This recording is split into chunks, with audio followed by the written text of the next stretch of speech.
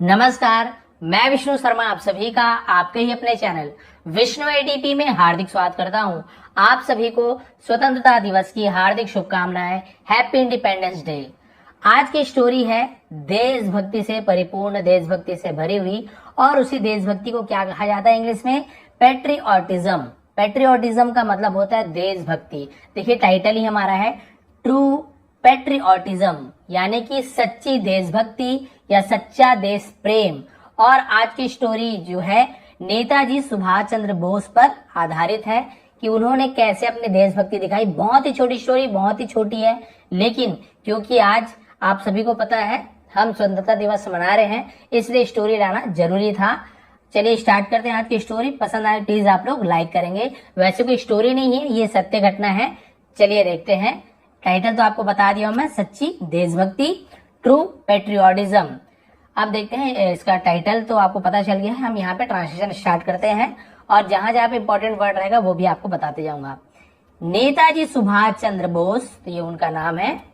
Return यानी लौटे, ठीक है। टू भारत, भारत लौटे। अब इंडिया को भारत, हम भारत ही कहते हैं तो इंग्लिश में इंडिया बोल देते हैं। भारत लौटे, फ्रॉम यानी से, कहां से? इंग्लैंड, इंग्लैंड से लौटे। After clearing the ICS, after यानी के बाद, क्लियरिंग यानी होता है क्लियर करने के बाद, जिसे हम बोलते हैं पास करने के बाद। द आईसीएस, आईसीएस का फुल फॉर्म क्या है? हम इसे बोलते हैं इसका फुल फॉर्म होता है इंडियन सिविल सर्विसेज, ठीक है।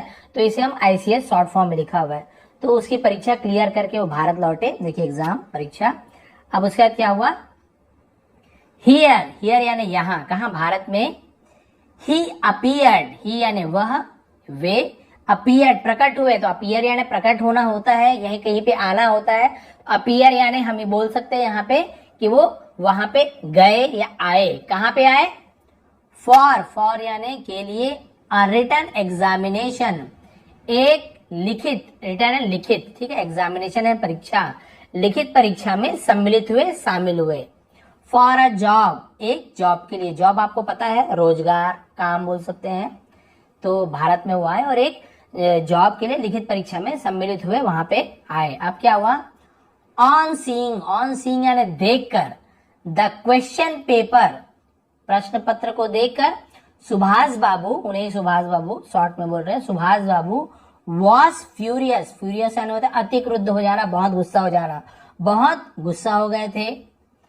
वन ऑफ द क्वेश्चंस यानी क्वेश्चंस, वन ऑफ द मतलब उनमें से, किनमें से? क्वेश्चंस, सवालों में से एक। तो भाई प्रश्नों में से एक प्रश्न कैसा था?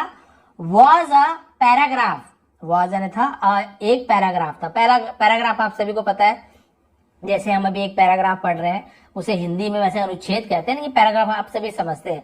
तो उसमें एक पैराग्राफ था उस सवाल में, फॉर ट्रांसलेशन, ट्रांसलेशन करने के लिए था। जैसे हम बोलते हैं ना ट्रांसलेशन कीजिए इसका इंग्लिश टू हिंदी, वैसे ट्रांसलेशन के लिए पैराग्राफ दिया हुआ था। लेकिन उसे देख के वो बहुत ज्यादा गुस्सा हो गए। क्यों हो गए? देखिए अभी आपको पता चलेगा। अ सेंटेंस यानी एक वाक्य, सेंटेंस यानी वाक्य, पूरा वाक्य। इन में द पैराग्राफ रीड, ठीक है। पैराग्राफ रीडिंग में जो एक सेंटेंस था, वाक्य था, क्या वाक्य था? देखिए, इंडियन सोल्जर्स, सोल्जर्स यानी सैनिक, तो इंडियन भारतीय सैनिक, आर यानी है, क्या है? जनरली यानी आमतौर पर, सामान्य तौर पर, डिसऑनेस्ट, डिसऑनेस्ट का मतलब होता है, हम इसे डिसऑनेस्ट कहेंगे, एस साइलेंट होता है, ऑनेस्ट नहीं पढ़ेंगे, ऑनेस्ट, ठीक है। डिसऑनेस्ट का मतलब होता है बेईमान। तो देखिए वहां पे क्या लिखा है पैराग्राफ, कि भारतीय सैनिक सामान्य तौर पर बेईमान है। देखिए कितनी बड़ी बात उसने लिख दी और कितनी गलत बात उसमें लिखा हुआ है, वो भी भारत के एग्जामिनेशन परीक्षा, क्योंकि वहां पे विदेशियों का राज रहता था। तो वहां पे ऐसा लिखा हुआ था कि भारतीय सैनिक सामान्य तौर पे, ज्यादातर हम बोल सकते हैं, वो बेईमान होते हैं, बेईमान है, ऐसे लिख दिया। सुभाष चंद्र बोस ने इस पैराग्राफ को पढ़ा, क्वेश्चन को पढ़ा। अब क्या हुआ? सुभाष बाबू इमीडिएटली, सुभाष चंद्र बोस जी इमीडिएटली यानी होता है तुरंत, गॉट अप यानी खड़े हो जाना, उसे गॉट अप बोलते हैं, उठ खड़े हुए। फ्रॉम हिज सीट, फ्रॉम यानी से, हिज यानी उनके, लेकिन हम अपने भी बोल सकते हैं, सीट, अपने, सीट यानी होता है वही बैठने की जगह, कुर्सी बोल सकते हो। अपनी सीट से वो उठ गए।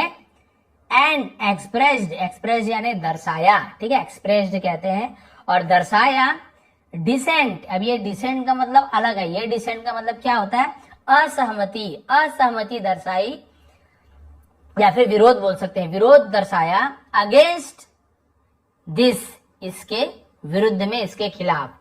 ये जो सेंटेंस लिखा हुआ था ना इसके खिलाफ उन्होंने विरोध प्रदर्शन किया कि नहीं ये गलत लिखा हुआ है, ठीक है। ही सेड, उन्होंने कहा, भाई ही यानी वह या उसने होता है, लेकिन हम सम्मान देते हैं अपने से बड़े को तो हम उन्होंने बोलते हैं, जबकि उन्होंने प्लूरल है, लेकिन आप सभी को पता ना सम्मान है, उन्होंने ऐसे बोल रहा हूं। उन्होंने कहा टू द इनविजिलेटर, इनविजिलेटर का मतलब क्या होता है, हिंदी में हम उसे बोलते हैं निरीक्षक, जो भाई वहां पे जैसे हम एग्जाम दे रहे हैं तो वहां पे खड़े होकर देखते हैं कोई नकल तो नहीं मार रहा है, कोई कुछ तो नहीं कर रहा है, पेपर बांटता है ना, इसे हम इन्विजिलेटर कहते हैं। मेरी बहुत बार ड्यूटी लगती है, ऐसे नवोदय वगैरह परीक्षा में लगती रहती है।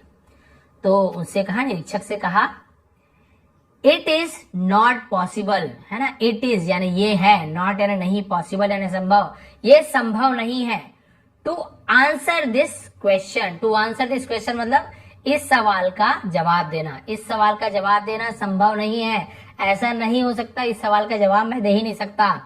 प्लीज कृपया delete it from the question paper, please कृपया डिलीट, डिलीट यानी होता है हटा दो, मिटा दो, ठीक है, हटा दो, इट यानी इसे, फ्रॉम यानी से, द क्वेश्चन पेपर, प्रश्न पत्र से इस सवाल को हटा दो, इसका जवाब दे ही नहीं सकते। द इन्विजिलेटर रिप्लाइड, निरीक्षक ने जवाब दिया, this question is very important, यह सवाल इज यानी है, वेरी यानी बहुत, इंपॉर्टेंट यानी महत्वपूर्ण, जरूरी, ये बहुत ही जरूरी सवाल है। हुएवर, हुएवर का मतलब होता है जो कोई भी, रिफ्यूजेस टू आंसर, रिफ्यूजेस यानी होता है जो कोई भी रिफ्यूज करता है, रिफ्यूज यानी क्या होता है, नकार देता है, मना कर देता है, टू आंसर यानी जवाब देना, दिस क्वेश्चन, है ना, यदि कोई इस सवाल का जवाब देने से मना करता है, will not be able, will not be तो विल फ्यूचर टेंस गागी गे, नॉट बी एबल यानी सक्षम नहीं होगा या नहीं दे पाएगा, to get the job, to get यानी पाना, ठीक है, या प्राप्त करना, द जॉब, जॉब यानी वही रोजगार या फिर काम को। तो भाई जो कोई भी सवाल का जवाब नहीं देगा या मना करता है उसे वो जॉब पाने में असमर्थ रहेगा या उसे जॉब नहीं मिलेगी, सीधा सीधा उसने कह दिया। भाई जवाब नहीं दोगे तो कोई बात नहीं, आपको इसका मतलब आपको नौकरी नहीं मिलेगी, इसका जवाब तो आपको देना ही है, बाकी का दो चाहे मत दो। On hearing this, on hearing यानी ऐसा सुनकर, सुभाष बाबू रिप्लाइड एंग्रीली, सुभाष बाबू ने रिप्लाई जवाब दिया, एंग्रीली मतलब होता है गुस्से से, एंग्री गुस्सा, उसी से एंग्रीली यानी गुस्से से जवाब दिया।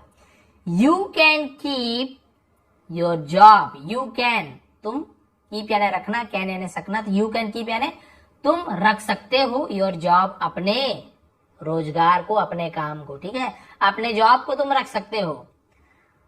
आई would rather die of hunger, ठीक है, आई वुड रेदर डाई तो मैं बल्कि मर जाऊंगा, ठीक है, मैं बल्कि मर जाऊंगा, हंगर यानी भूख से, है ना, मैं भूख से बल्कि मर जाऊंगा, इंस्टेड, इंस्टेड यानी के बजाय, of bearing such false allegations, of bearing, bearing यानी वहन करना है फिर सहना, सच यानी ऐसे, फॉल्स यानी गलत, एलिगेशन का मतलब क्या होता है, आरोप, ऐसे गलत आरोप को सहन करने के बजाय मैं भूख से मरना पसंद करूंगा या फिर मैं बल्कि भूख से मर जाऊंगा। अगेंस्ट माई कंट्रीमैन, अगेंस्ट यानी विरुद्ध में, ठीक है, allegation against my countryman, countryman यानी होता है देशवासियों, ठीक है। तो भाई ये जो ऐसा गलत आरोप मेरे देशवासियों के खिलाफ, उसे सहने से अच्छा मैं बल्कि भूख से मर जाऊंगा। It is better to die, ठीक है, ये ज्यादा अच्छा होगा, बेटर यानी अच्छा होगा, टू डाई यानी मरना, इंस्टेड, इंस्टेड यानी के बजाय, किसके बजाय, ऑफ शोइंग यानी दिखाकर, सच, सच यानी ऐसा, हेल्पलेसनेस, हेल्पलेसनेस, हेल्पलेसनेस का मतलब बेबसी, ऐसी बेबसी दिखाने से अच्छा तो मर जाना बेहतर है।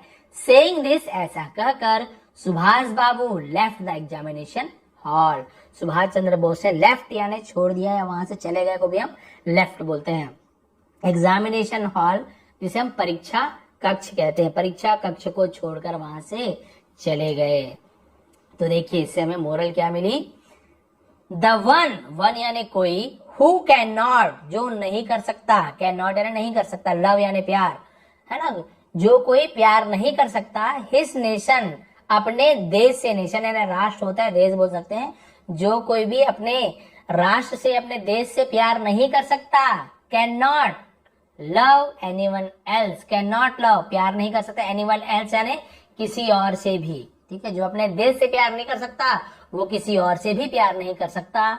The interest of the nation, interest का देखिए 2-3 मतलब होता है, इंटरेस्ट यानी वैसे तो रुचि भी होता है, ब्याज भी होता है, लेकिन यहाँ पर तो ब्याज मतलब होगा नहीं, इंटरेस्ट यानी रुचि या फिर कल्याण होता है, कल्याण करना यानी जो देश की भलाई के बारे में सोचे।